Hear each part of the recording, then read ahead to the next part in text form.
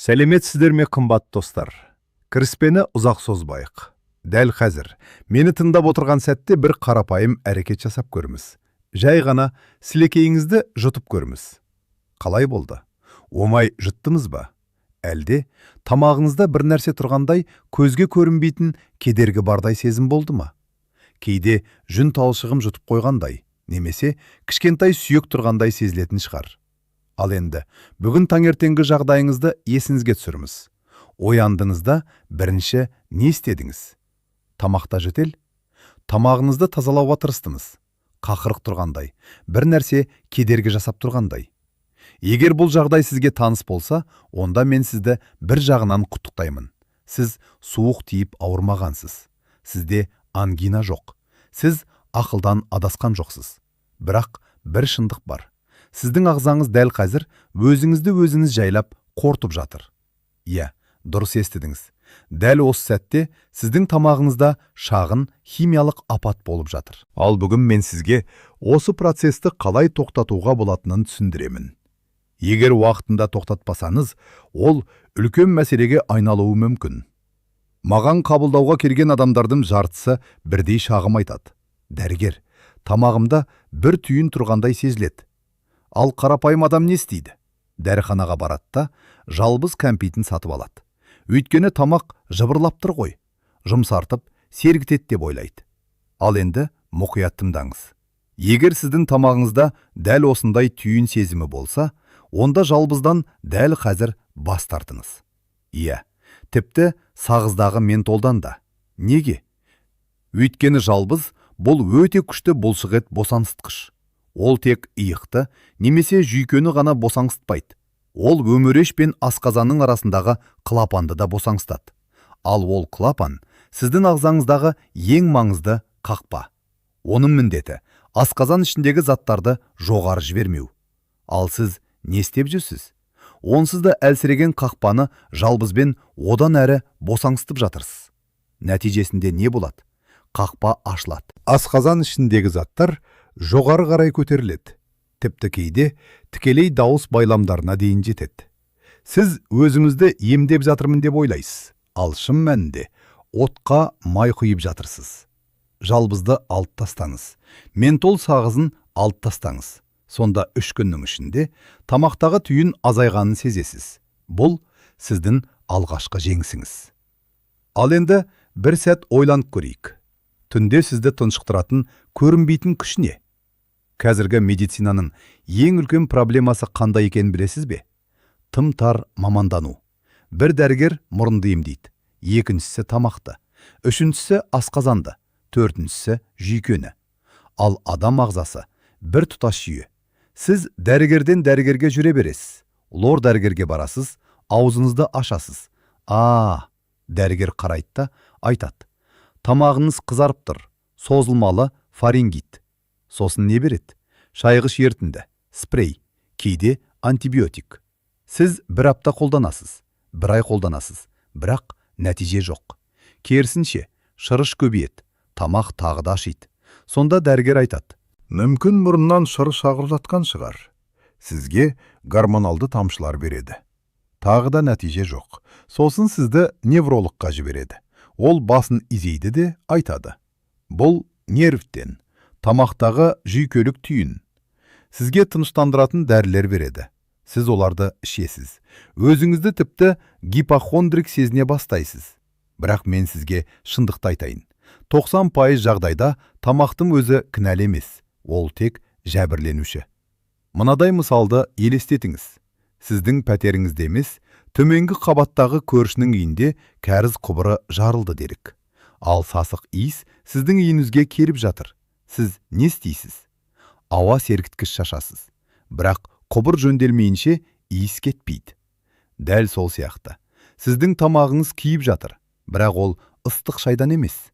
Ол асқазан қышқылынан күйіп жатыр. Осы жерде көп адам айтады. Менде ешқашан қыжыл болған емес.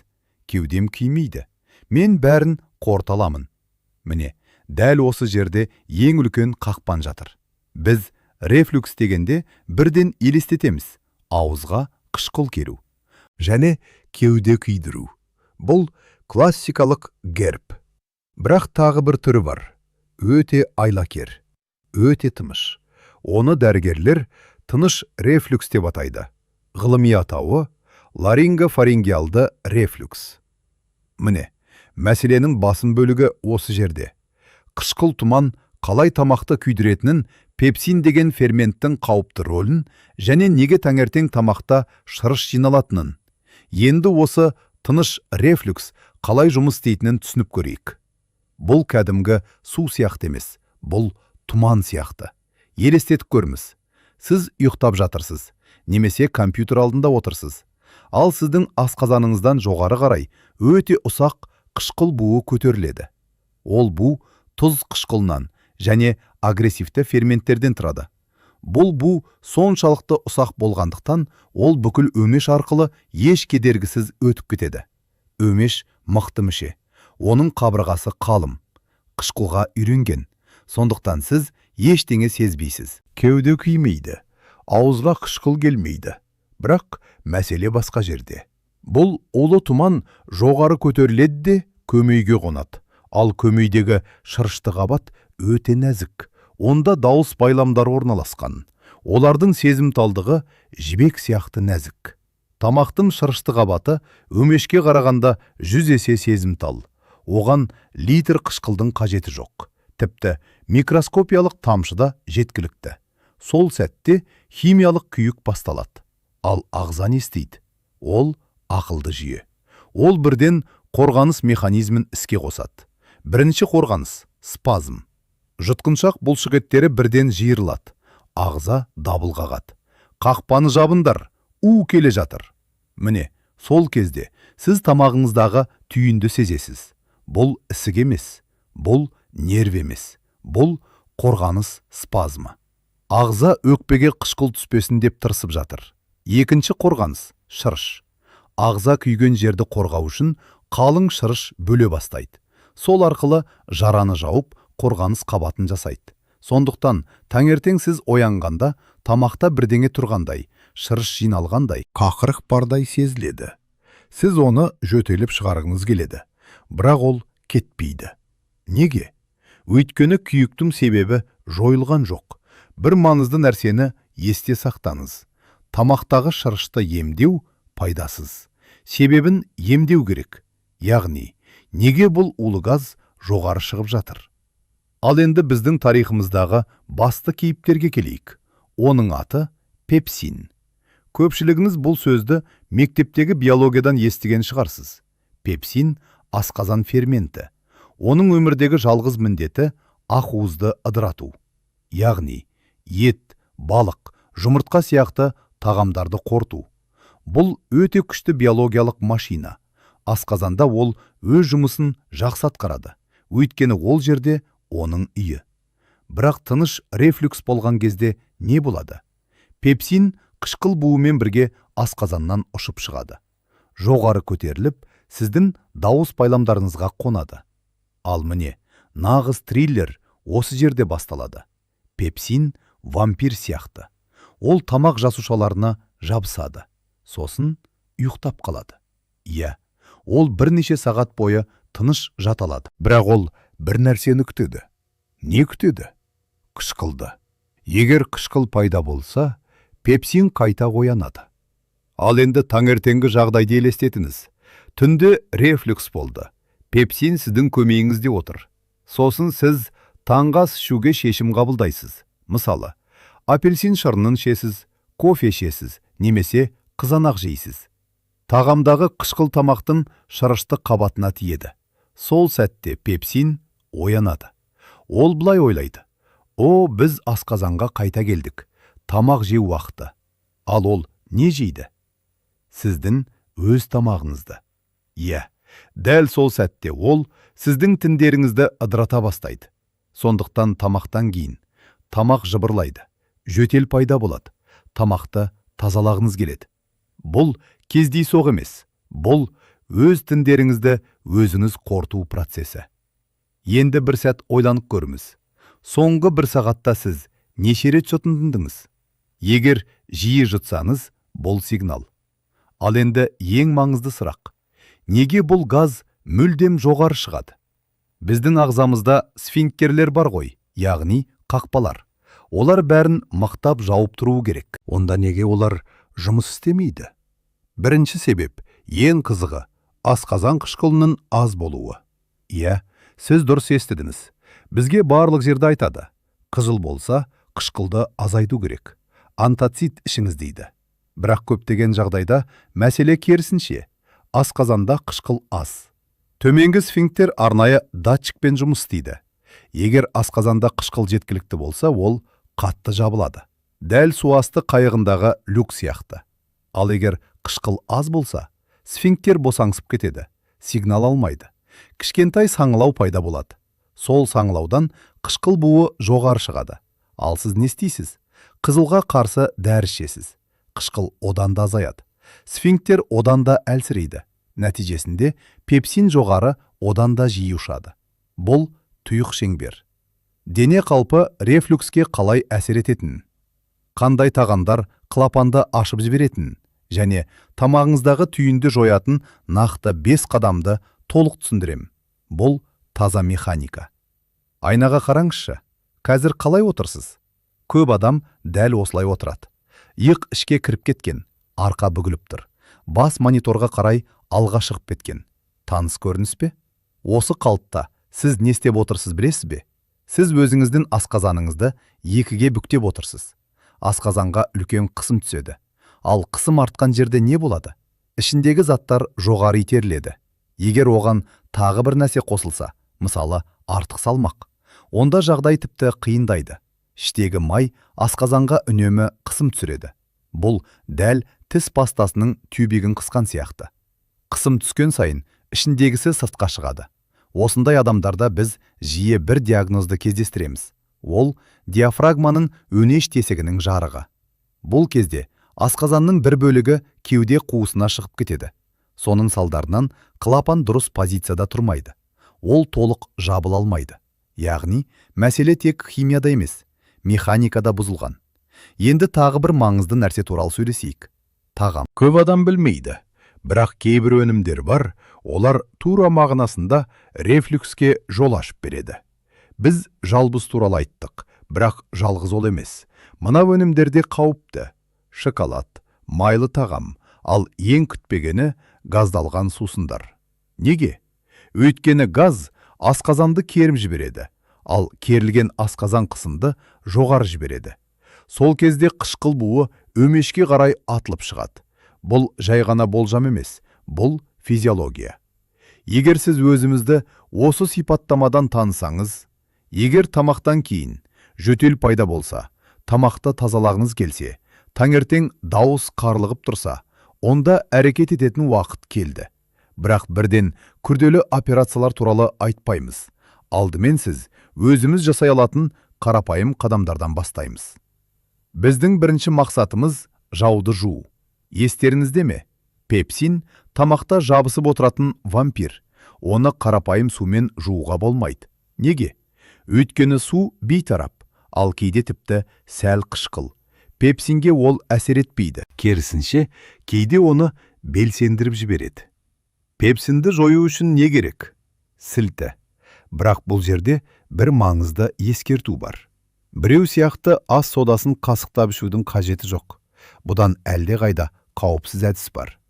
Ал енді біз нақты әрекеттер жоспарына көшеміз. Мен бұл жүйені таза дауыс протоколы деп атаймын. Бірінші қадам – құрғақ режим. Бұл ең қиын, бірақ ең маңызды қадам. Көп адам кешке үйге келген соң не істейді? Жақсылап тамақтанады. Сосын үстінен шай ішеді. Ал ұйықтар алдында тағы бір стакан су ішеді. Өйткені қан қоюланып кетпесін деп ойлайды. Ал тыныш рефлюкс кезінде бұл тамақ үшін апат. Есте сақтаңыз. 4x2 ережесі. Ұйықтардан 4 сағат бұрын тамақ жеуді тоқтату керек. Асқазан толық босап үлгеруі тиіс. Ал 2 сағат бұрын су ішуді де тоқтату керек. Неге бұл маңызды? Егер асқазанда сұйықтық болса, ол буланады. Сол бу жоғары көтеріледі. Дәл біз айтқан қышқыл тұман пайда болады. Ал егер асқазан бос әрі құрғақ болса, буланатын ештеңе болмайды. Бұл жоқ. Күйік жоқ. Бұл бүкіл емнің негізі. Иә, Кешке сериал көріп отырып шай ішкіңіз келеді. Бірақ таңертең қарлыққан дауыспен тамақтағы түйіннен шаршадыңыз ба? Онда таңдау жасау керек. Екінші қадам. Пепсинге қарсы сілтілі шабуыл. Естеріңізде ме? Пепсин тамақта жабысып жатады. Ол қышқылды күтіп отырады. Бірақ егер орта сілтілі болса, онда пепсин бір жола белсенділігін жоғалтады. Ғылыми зерттеулер көрсеткендей, су деңгейі 8-ден жоғары болса, пепсин толықтай бұзылады. Ондай суды қайдан табуға болады? Көп жағдайда ол минералды суларда болады. Мысалы, Боржоми, Ессентуки нөмір 4, Ессентуки нөмір 17. Бірақ бір маңызды шарт бар. Алдымен газын шығарып тастау керек. Бөтелкені ашып қойыңыз. Қасықпен араластырыңыз. Газ асқазанда қысымды көбейтеді. Ал бізге ол мүлде керек емес. Қалай қолдану керек? Тамақтан кейін тамақты осы сумен шайыңыз. Сосын 2-3 ұрттам жытыңыз. Осылайша сіз пепсинді жуасыз, бейтараптандырасыз. Бұл қарапайым химия. Ұйықтау позициясы неге маңызды екенін, рефлюксті күшейтетін ең қауіпті 6 тағамды және 7 күндік толық жоспарды 3-ші қадам. Қорғаныс тосқауылы. Көп адамдар қыжыл пайда болғанда бірден дәрі ішеді. Мысалы, омепразол, нольпаза немесе басқа да қышқылды азайтатын препараттар. Олар уақытша көмектесуі мүмкін, өйткені олар қышқылды әлсіретеді. Бірақ бір маңызды мәселе бар. Бұл дәрілер қышқылдың жоғары көтерілуіне кедергі жасамайды.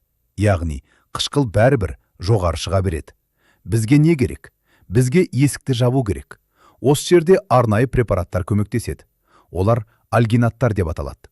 Бұл теңіз балдырларынан жасалған табиғи заттар. Ең танымалдарының бірі Гевискон. Ол қалай жұмыс істейді? Өте қызық механизм. Препарат асқазанға түскен кезде қышқылмен реакцияға түседі.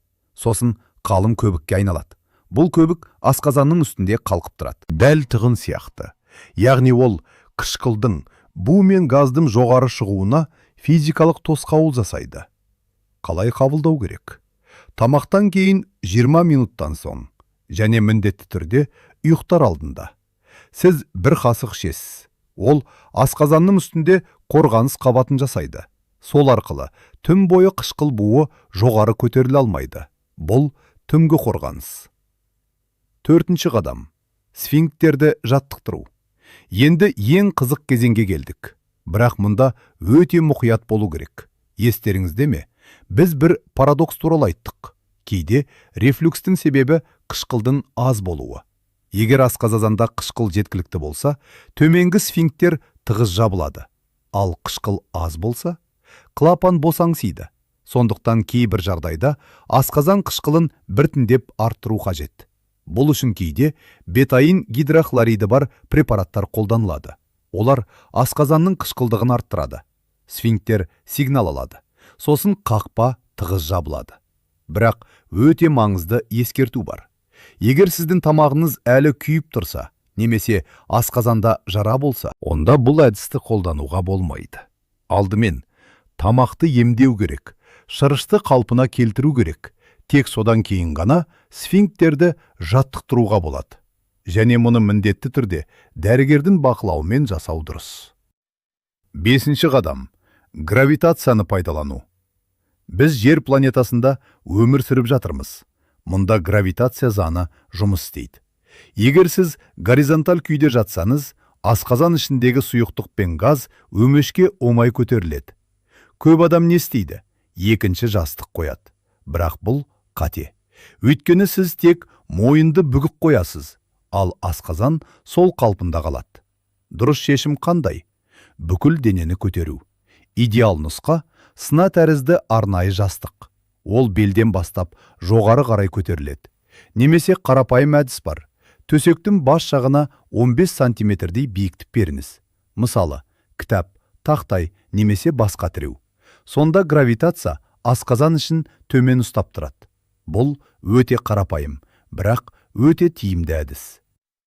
Енді ең қауіпті тағамдар туралы. Көп адамдар емделіп жүріп бір қателік жібереді. Олар кейбір өнімдердің рефлюксті күшейтетінін білмейді.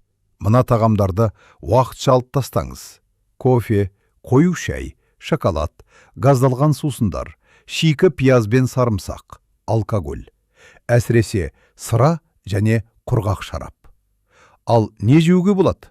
Қарапайым тағамдар, ботқалар, пісірілген ет, буға піскен көкөністер. Бірақ қызанақты уақытша шектеу керек. Ең бастысы, артық тамақ жемеңіз. Асқазан толық толса, клапан қысымға шыдамайды. 7 күндік жоспар.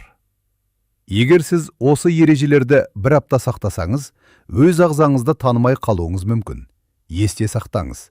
Бір күннен бастап жалбыз, ментол сағызы, кофе және шоколадтан бас тарту. Кешкі тамақ ұйықтардан 4 сағат бұрын. Су 2 сағат бұрын тоқтатылады. Күн сайын сілтілі минералды сумен тамақты шайыңыз. Ұйықтар алдында альгинат қабылдаңыз және дұрыс қалыпта ұйықтаңыз. Маған қабылдауға келетін адамдардың ішінде түнде жөтеліп жүргендер бар. Оларға астма диагнозын қойған. Ал шын мәнінде мәселе рефлюкс. Кейбір әншілер дауыстарын жоғалтып келеді. Олар мансабым бітті деп ойлайды. Ал шындықта мәселе бір ғана нәрседе. Түнде шоколад жеу. Сіздің ағзаңыз өте ақылды жүйе. Ол ауырғысы келмейді. Ол сізге сигнал береді. Тамақтағы түйін бұл жай белгі емес. Бұл ағзаның айқайы. Маған көмектес. Мен күйіп жатырмын. Оны мұздай газдалған сусынмен сөндіруге тырыспаңыз. Жалбыз кәмпитмен жасыруға тырыспаңыз. Шырышты қабатқа жазылуға мүмкіндік беріңіз. Есіңізде болсын. Денсаулық тек дәрі емес. Денсаулық. Қалай өмір сүретініңіз, қалай тамақтанатыныңыз және өз ағзаңызды қалай құрметтейтініңіз. Егер осы ережелерді сақтасаңыз, бірнеше күннен кейін дауыс ашылады, жөтел азаяды, тамақтағы түйін жоғала бастайды. Өзіңізге бейжай қарамаңыз, денеңізді тыңдаңыз. Есіңізде болсын, медицина ең алдымен логика, ал дәрі тек кейін келеді. Сау болыңыздар және өздеріңізді күтіңіздер.